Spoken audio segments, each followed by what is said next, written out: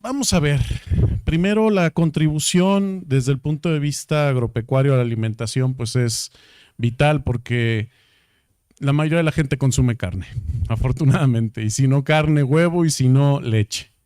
Entonces, hablar de las cuestiones agropecuarias y del avance que ha tenido la producción animal mediante la genética, pues es hablar de los cambios que hemos tenido en los últimos 40, 50 años de manera radical. Antes que nada, aquí hay que mencionar que, por ejemplo, hoy en día tenemos un pollito de engorda, un broiler, pesa 45 gramos aproximadamente al momento de su nacimiento y al cabo de 2 meses puede llegar a pesar más de 2 kilos. Todo ese incremento, por eso, si es que a algunos no les ha caído el 20, es por eso que se llaman pollos, porque literalmente es un pollito grande. Cuando te comes un pollo, no es un gallo, no es una gallina, sigue siendo un pollo, ¿sí? Y ese incremento se realizó en los últimos 50 años, ¿sí? ¿Dónde está el...?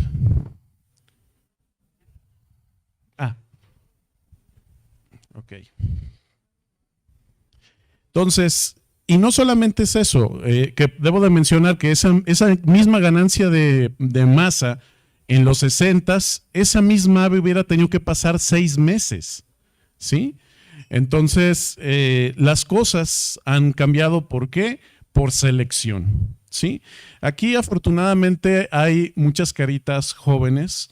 Entonces, en una introducción, en una primera instancia, porque bueno, en la plática de la tarde me voy a meter más de lleno a los avances que ha habido tecnológicos, específicamente en una especie, porque hablar de animales domésticos pues es hablar de un número bastante variado y con características muy específicas entre un animal. No es lo mismo hablar de una gallina que de un bovino, y dentro de un bovino no es lo mismo hablar de bovinos carne a bovinos leche. Entonces la genética en animales domésticos es demasiado diversa, ¿sí? Entonces en la plática de la tarde, bueno, voy a enfocarme a cerdos, pero en este caso vamos a hablar un poquito más de general, hablar específicamente de 2 cuestiones: cómo se inició la selección en animales domésticos y cómo se empezaron cuáles fueron los criterios de selección en animales domésticos que nos llevaron a donde estamos ahorita progresivamente, ¿sí? Entonces, en medio a la derecha. Ok. Bueno, entonces vamos a ver que el fenómeno de selección artificial es un fenómeno de control reproductivo, ¿sí?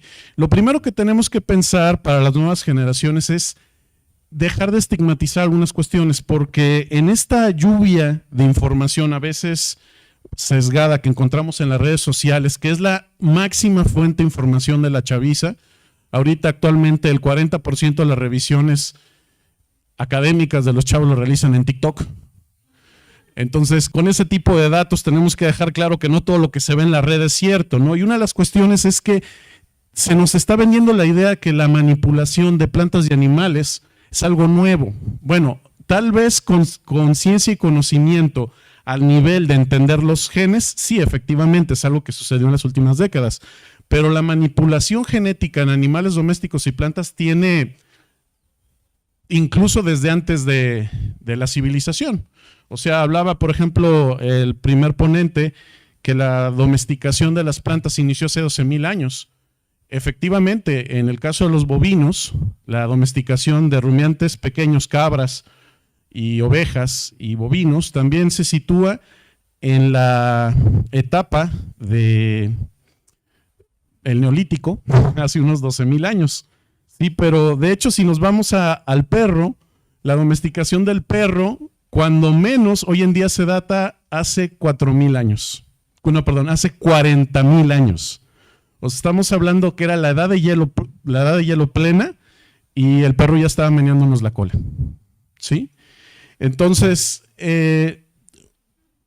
realmente ha habido un gran camino de la domesticación clásica a los resultados que tenemos actualmente.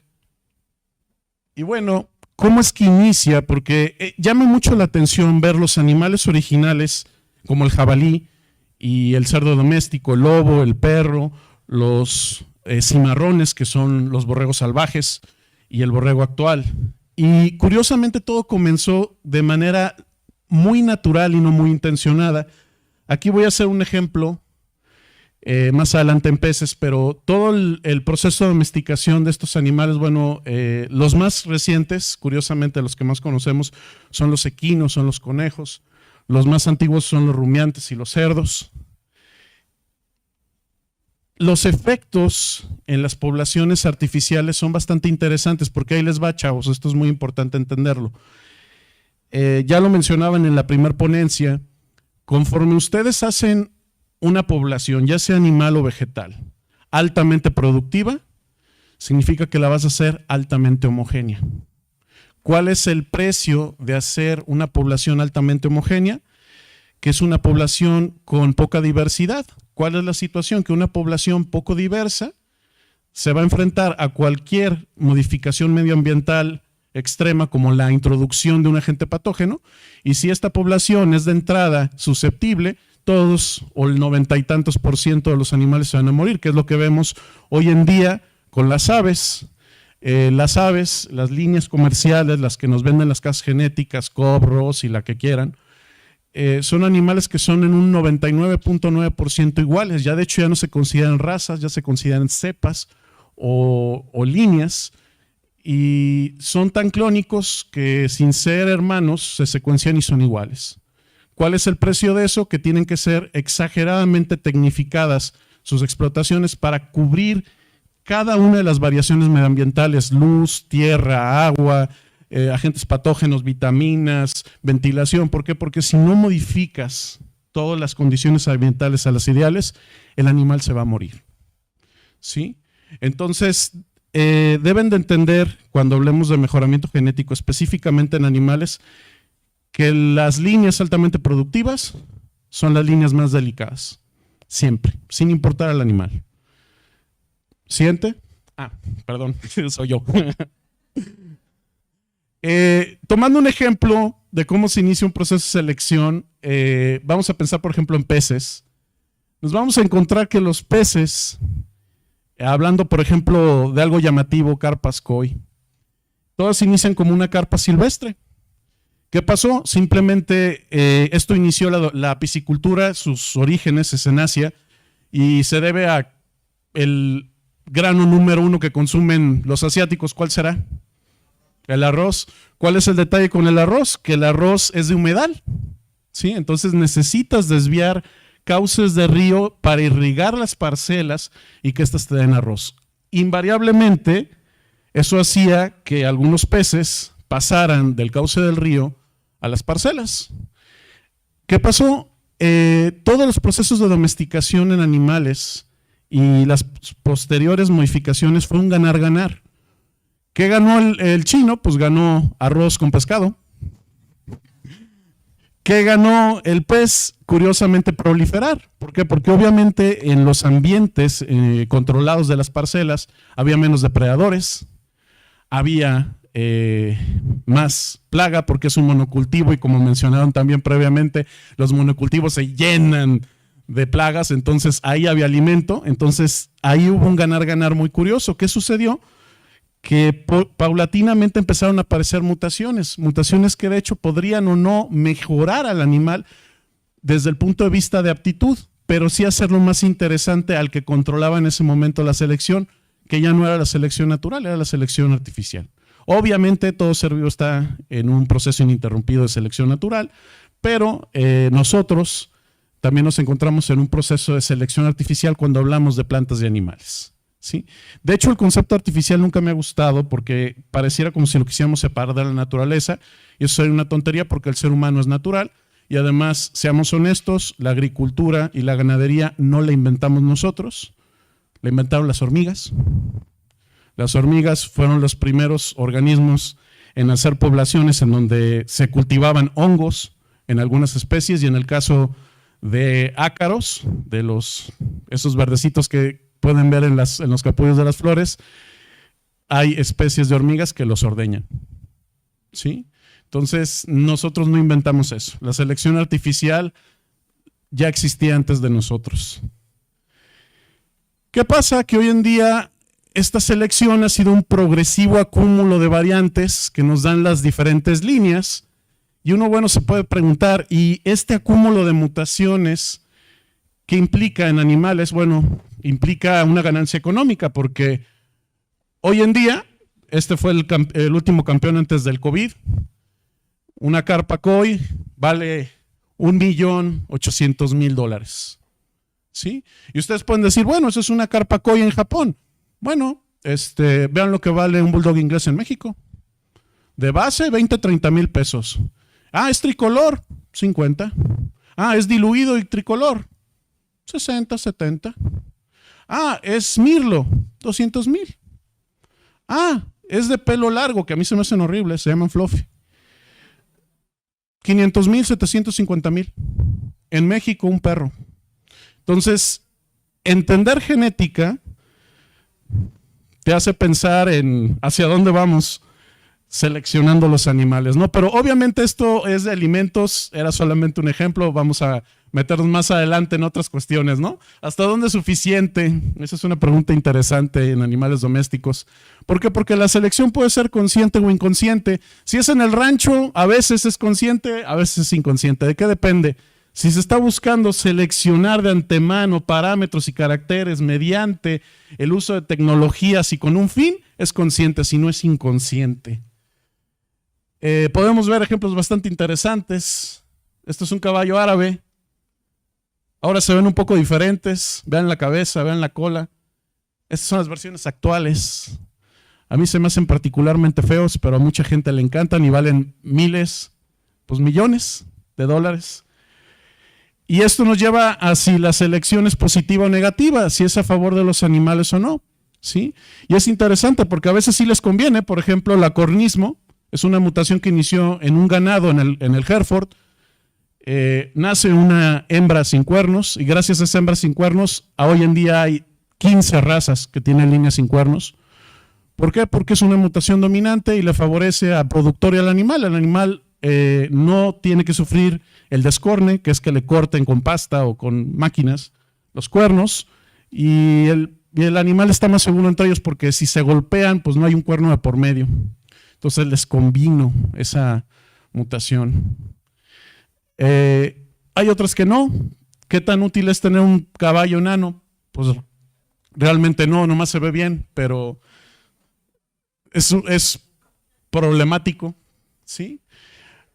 ¿Sobre qué seleccionamos hoy en día los animales? Bueno, los seleccionamos clásicamente con respecto a su desempeño físico, su musculatura, su estructura. Esa es una selección masal individual. Por ascendencia, aquí es bien gracioso en los caballos porque el caballo vale sin haber nacido, ya está gestándose, y si la yegua tiene de tal o cual semental, el potrillo ya vale diferente, ¿sí? Es un valor fijado por ascendencia. ¿Quiénes son tus ancestros? ¿Cuánto vales? En el caso de la descendencia, son pruebas. Hay curiosamente animales que traen en calidad portadores un montón de genes benéficos.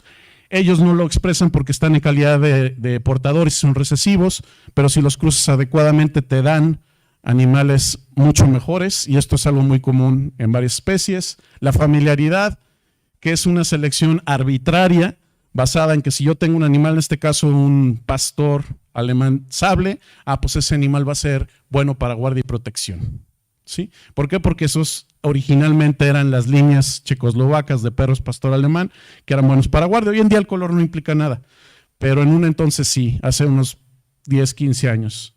¿Y qué pasa? Que ahora sí nos vamos acercando a la genética. La genética hoy en día se desprende ya hacia las empresas. Y tenemos ejemplos, por ejemplo, de este catálogo de Alta Genetics, y nos vamos a encontrar, ¿sí funciona el láser? 5. ¿De centro? Aquí está. Nos vamos a encontrar que ya vienen genes, capa caseína, beta caseína. ¿Qué son las caseínas? Las proteínas de la leche, ¿sí? ¿Qué son las variantes? Estas son las variantes queseras. El alelo ganón en caseínas es el beta, el B, y en el beta caseína es el A2A2, porque el A1A1 se ha asociado a cosas que ni les quiero comentar. Pero esto es los genes a los que se han enfocado la selección y que hoy en día cada vez vemos más. ¿Por qué? Porque hoy en día se genotipifican más vacas que personas. ¿Sí? Entonces, en Estados Unidos todas las vacas están secuenciadas, tienen prueba genómica de alrededor de 60,000 marcadores. Entonces, no solamente son 2 genes, es un paquete inmenso. Un ejemplo, nosotros trabajamos con un estudiante el ganado doble músculo, que no es doble músculo, es una hipertrofia de una proteína, un factor de crecimiento negativo que se llama miostatina. Trabajamos con la asociación piamontesa en una mutación específica, porque este es un detalle, cada bovino que tiene hipertrofia está mamado. Pues están naturalmente tronados, ¿sí? Se debe a una mutación específica, estas son las que se tienen identificadas en todas las razas de bovinos. Y gracias a técnicas como PCR se puede identificar un gen, ¿sí? Pero más adelante, bueno, esto quedó insuficiente. ¿Por qué? Porque tienes que ver todo el conjunto, surgen las pruebas masivas de secuenciación como los microarreglos de alta densidad y las secuenciaciones rápidas. Y más adelante ya no bastaba con encontrar la variante, en este caso que hiciera la miostatina. El detalle, chavos, es que es un factor de crecimiento negativo. Significa que si está presente, el músculo es normal. Y si no, en la etapa gestacional deja que el músculo crezca más y haya más miocitos. Entonces los animales nacen naturalmente mamados, desde un perro, un salmón, un caballo, un bovino o un cerdo. Estos cerdos son cerdos modificados genéticamente por CRISPR-Cas9, producidos en 2017 por los chinos, donde les noquearon literalmente el gen. Estos animales no producen miostatina y pues quedan exageradamente tronados, ¿sí? Entonces, el detalle es que hoy en día, ya sea una manipulación endógena, hablando de los genes propios del genoma de estos animales, o exógena, que sea la introducción de variantes mejorantes de otras especies, el detalle es que la genética sigue aumentando y siguen aumentando el número de modificaciones. Y algunos de ustedes se pueden preguntar, bueno, ¿es polémico? Sí, pero es inevitable. Además, vamos a ser honestos, chicos, el 4% de su genoma es viral. Una de las maneras anteriores al CRISPR-Cas9 era introducir por vectores virales o por plásmidos genes a otros animales. No estamos haciendo algo que no suceda de manera natural en cada una de sus células en este momento. ¿Sí? Además de que otro detalle, como cierre, la mutación está estigmatizada. Ustedes, cada una de sus células, de un solo tipo de mutación que se llama despurinización, que es que pierdas una base, pierdes 10,000 bases en cada una de tus células cada 24 horas. Y es solo un tipo de mutación. Entonces, vamos a entender que las mutaciones no son algo anómalo, sino lo más común que sucede en la naturaleza, y que lo único que está haciendo el humano es tomando sus conocimientos en fisiología vegetal y animal, poder identificar algunas de estas mutaciones y utilizarlas a su favor. Eso es todo. ¿Sí? Sería todo.